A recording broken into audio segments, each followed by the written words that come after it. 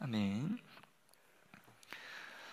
요즘 가을 모기가 유행입니다. 요즘에 초저녁 되면 초저녁에 창틀을 보면요, 마치 친구를 만나러 온 것처럼 방충망에 모기들이 새카맣게 집 안을 들여다보고 있습니다. 그래서 요즘 초저녁에 저의 루틴은 전기 파리채를 들고 집안 곳곳을 수색하는 일입니다. 샅샅이 잡아내도요, 어떻게 저의 눈을 피했는지, 그리고 어떻게 그 방충망을 다 뚫고, 그리고 어떻게 모기장까지 다 뚫었는지, 아침에 보면 저희 두 딸의 눈두덩이며, 특별히 둘째는 아직 어려서요, 두피까지 모기에 물려서 팅팅 부어 있습니다. 그 모습을 보면 아비로서 거룩한 분노가 제 속에서 끓어 넘치기 시작합니다. 그리고요, 곧 피의 복수가 시작됩니다. 배가 통통하게 그 피로 아주 가득 차 있는 그 모기를 보면 제 안에 잠들어 있던 그 분노가 깨어나면서 아주 피의 복수 혈전이 시작되는데, 저희의 그 끓어오르는 이 분노가 잠재워질 때까지 저희 집은 모기 타는 냄새로 가득합니다. 아주 고소한 냄새가 나거든요. 이 모기를 보면 참 저의 그 마음이 그렇습니다. 제 딸 모기 한 마리에만 물려도 아비된 제 마음이 그러합니다. 제 딸을 물은 그 모기 절대 살려서 밖으로 내보내지 않겠다는 저의 불같은 복수심이요, 아침마다 활활 타오르고 있습니다. 그런데요, 유대 사회에도 이러한 제도가 있었습니다. 바로 고엘 제도인데요, 이 고엘 제도의 뜻은 책임자 또는 보복자라는 뜻입니다. 그래서 가까운 친족이나 가까운 관계가 어떤 일에 책임자가 되어주고 어떤 일에 보복자가 되어주는 바로 그러한 제도가 바로 이 고엘 제도인데요, 먼저 이 책임자에 대한 아주 그 긍정적이고 밝은 부분을 잘 말씀하는 부분이 레위기 25장 25절 말씀이 이렇게 말씀합니다. 같이 한번 읽어보겠습니다. 시작. 만일 내 형제가 가난하여 그의 기업 중에서 얼마를 팔았으면 그에게 가까운 기업 물을 자가 와서 그의 판 것을 허락된 기업이죠. 허락된 하나님의 그 기업에 책임감을 가지고 다시 원래 속해 있었던 그곳으로 이것을 돌려보내는 것, 다시 돌리는 역할을 바로 이 고엘의 책임 있는 자가 이것을 감당하였습니다. 그래서요, 이 고엘 제도는 아주 궁극적으로는 하나님의 백성다움을 갖추는 제도였습니다.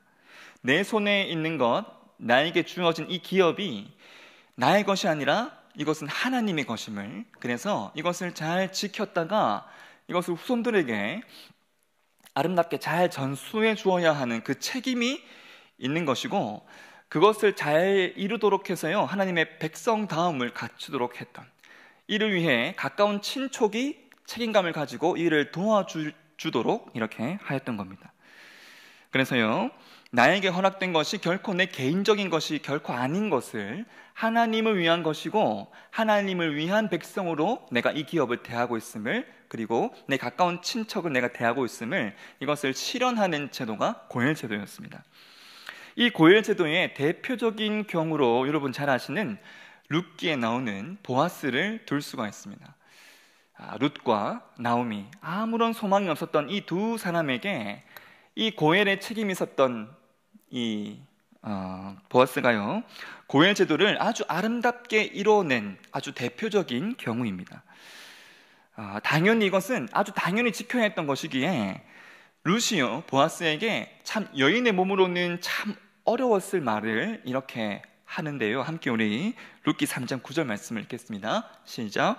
이르되 내가 누구냐 하니 대답하되 나는 당신의 여종, 당신의 옷자락을 펴 당신의 여종을 덮으소서. 이는 당신이 기업 물을 자가 당신의 옷자락을 펴서 나에게 덮으라는, 참 여인의 몸으로서는 참 쉽지 않았을 그 말을 이렇게 당당하게 할 수 있었던 것은요, 기업 물을 자의 책임이 이스라엘 백성들 전체에 아주 당연한 의무였기 때문이었습니다. 그런데요, 이 고엘 제도에 다소 어두운 면이 있습니다. 밝은 면은 책임을 다하는 면이었다면 조금 어두운 면은요, 바로 저 고엘 하담이라는 저 제도인데요. 고엘 제도 중에서 뒤에 붙어 있는 하담인데, 이 하담이란 건 담이 바로 히브리어로 피라는 뜻입니다. 피. 그래서 피의 보복자란 뜻인데요. 이 피의 보복자, 내 가까운 친척이 억울한 죽음을 당했을 때 그 죽음을 내가 대신 갚아주는 것을 의미합니다. 민수기 35장 21절 보시면 이렇게 말씀합니다. 아기를 가지고 손으로 쳐 죽이면 그 친자는 반드시 죽일 것이니 이는 살인하였음이니라. 피를 보복하는 자는 살인자를 만나면 죽일 것이니라. 이렇게 말씀하죠. 여기 나오는 피를 보복하는 자가 바로 이 고엘 하담의 의무를 가진 자입니다. 내 친족이 누군가한테 억울한 죽음을 당했을 때 고엘 하담의 책임이 있는 자는요, 바로 그 살인자를 내가 보복함으로, 즉 하나님께서 반드시 죽이라 하셨기 때문에 그 자를 죽임으로 이 보복에 대한 책임을 감당케 하셨습니다. 근데 여러분, 어떻게 보면 하나님이 살인을 종용하시는 것처럼 보이죠. 하지만 실상은요, 이것은 복수를 위한 말씀이 결코 아닙니다. 오히려 죽음을 예방하는 하나님의 말씀인데요, 누구에게든 이 고엘 하담의 책임 있는 자가 있음을 백성들에게 알게 하시는 거죠.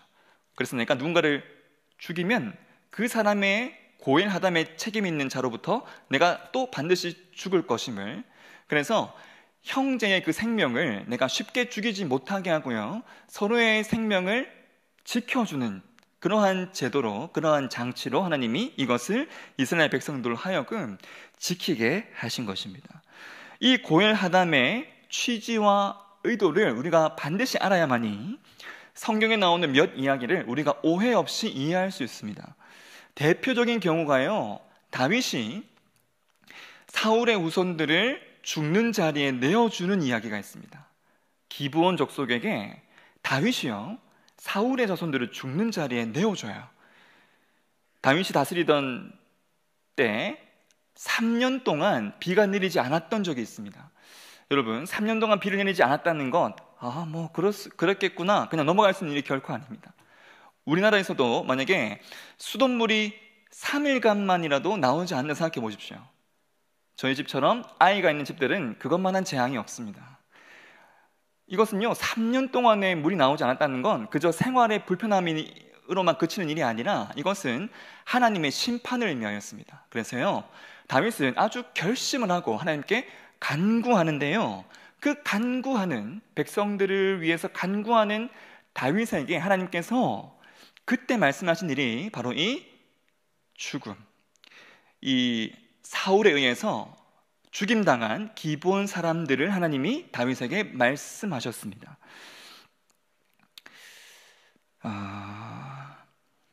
사울이요, 백성들의 환심을 사기 위해서 일전에 사울이 왕이었을 때 백성들의 환심을 사기 위해서 아주 무고히 이 기브온 사람들, 자기들 중에 거하고 있는 기브온 사람들을 많이 죽였는데요, 이것이 하나님 앞에 너무나 큰 죄악이었던 것이죠. 이것이 3년 동안의 기근을 허락하시고 말씀하셨다는 것은 그만큼 하나님의 가장 큰 심판의 말씀이 아닐 수가 없습니다. 그래서요, 이 다윗이 세월이 흘렀죠. 기브온 사람들에게 내가 어떻게 하면 좋겠느냐 물어보는데, 그때 기브온 사람들이 했던 말이 바로 사무엘하 21장 5절과 6절 말씀입니다. 우리 함께 고엘 하담 제도를 생각하시면서 함께 이 말씀 한번 읽어보겠습니다. 시작. 그들이 왕께 이르되 우리를 학살하였고 또 우리를 멸하여 이스라엘 영토 내에 머물지 못하게 하려고 모해한 사람의 자손 7사람을 우리에게 내주소서. 여호와께서 택하신 사울의 고을 기브하에서 우리가 그들을 여호와 앞에서 목매어 달겠나이다 하니 왕이 이르되 내가 내주리라 하니라. 하나님 앞에서 기브온 사람들이요, 지금 사울의 후손들 7사람을 뭐 하겠다고요? 목매달아 죽게 하겠다는 거예요.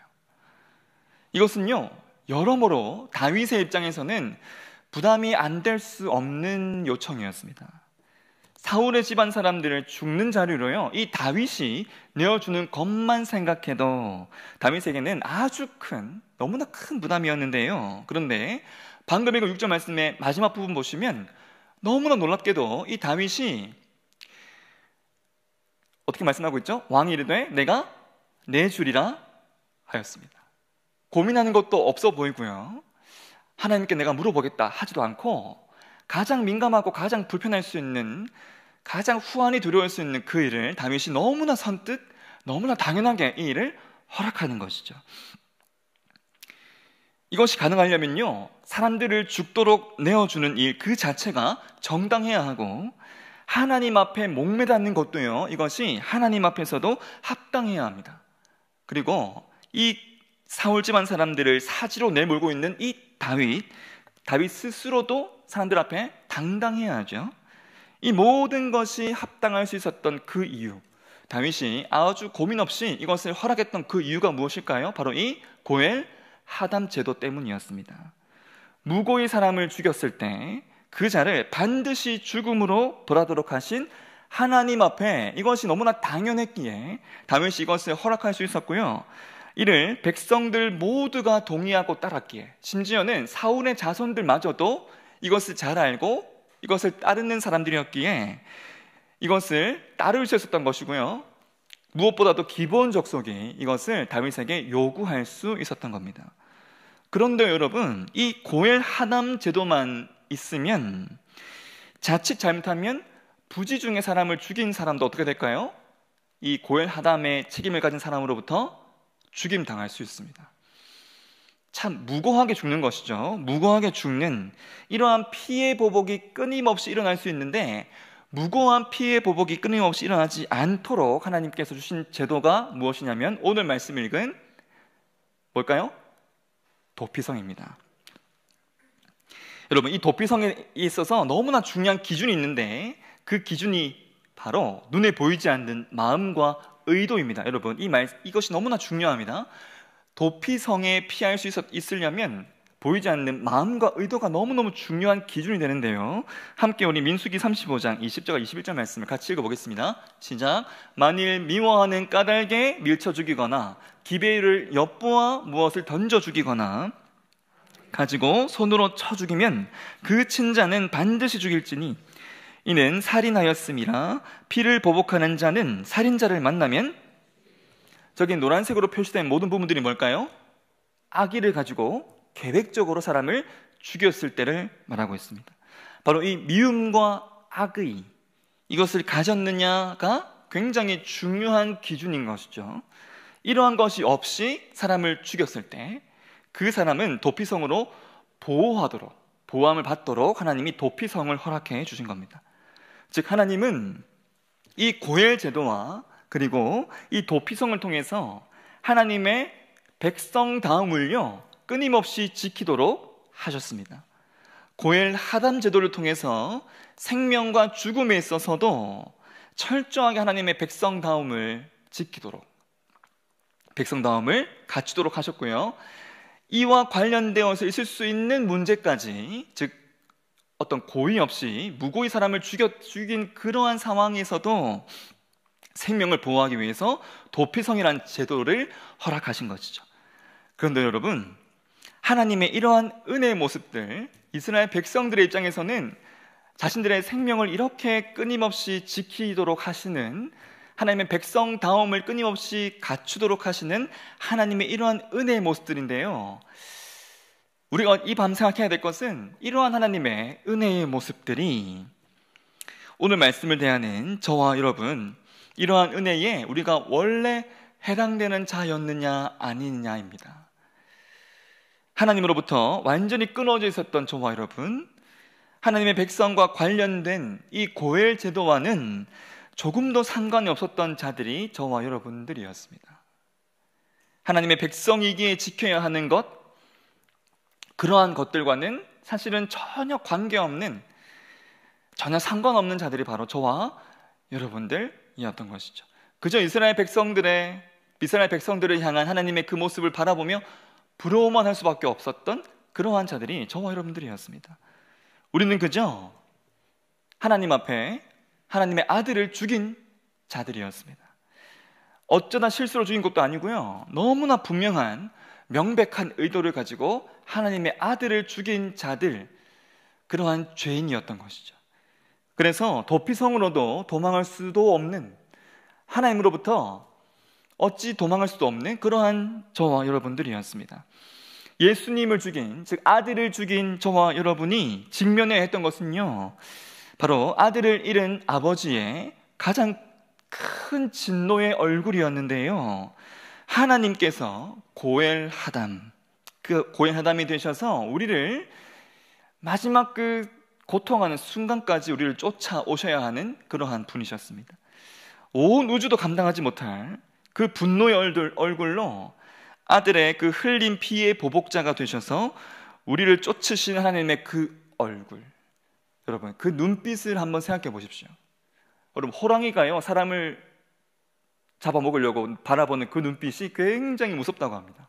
그런데요, 그 호랑이의 눈빛과는 비교되지 않는, 온 우주 만물을 다 집어삼켜도 부족했을 우리의 죄악을 놓고 우리를 바라보셨을, 그저 피의 보복자로만 우리를 바라보셨다면 우리는 그 얼굴을 조금도 감당하지 못했을 겁니다.